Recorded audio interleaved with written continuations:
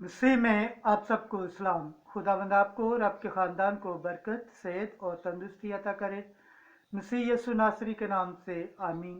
हमारे लिए आज की तिलावत मुकद्दस पौलुस रसूल का ख़त रोमियो के नाम, उसका छठा बाब 19 से 23 तक।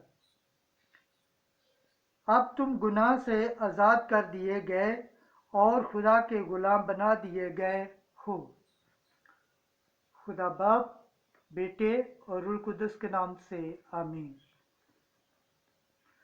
ऐ भाइयों, मैं तुम्हारी बशरी कमज़ोरी के सबब से इंसानी तौर पर कहता हूँ, जिस तरह तुमने अपने अज़ाब बदी करने के लिए नापाकी और बदी की गुलामी को सौंपे थे, उसी तरह अब अपने अज़ाब पाकीज़गी के लिए सदाकत की गुलामी को सौंपो, क्योंकि जब तुम गुनाह के गुलाम थे तो सदाकत की निस्बत आज़ाद थे।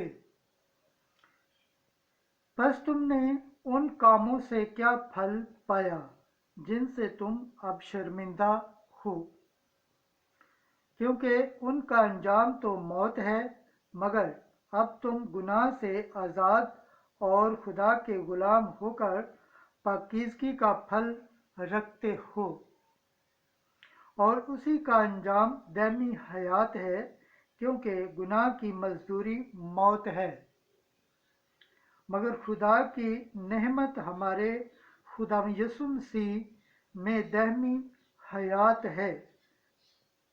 पाक कलाम के पढ़े और सुन जाने पर खुदावंद की बरकत हो, खुदावंद का शुक्र हो। आमीन। आज का ज़बूर पढ़ा जाएगा।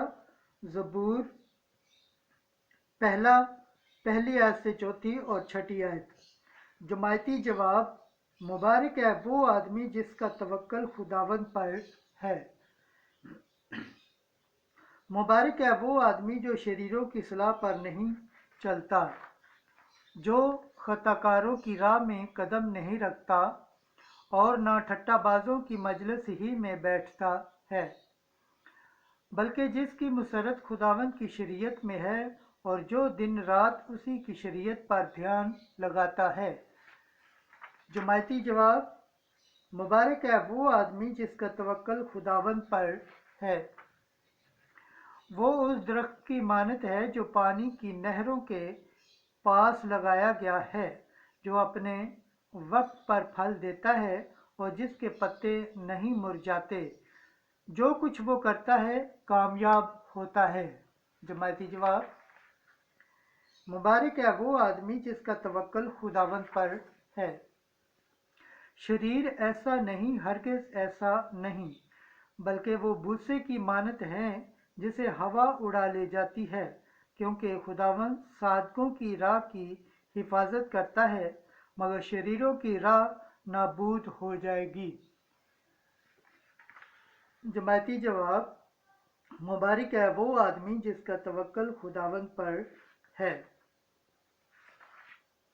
आज की अंजिल मुकद्दस लूका के मुताबिक का 12 बाब 49 आयत से 53 आयत तक।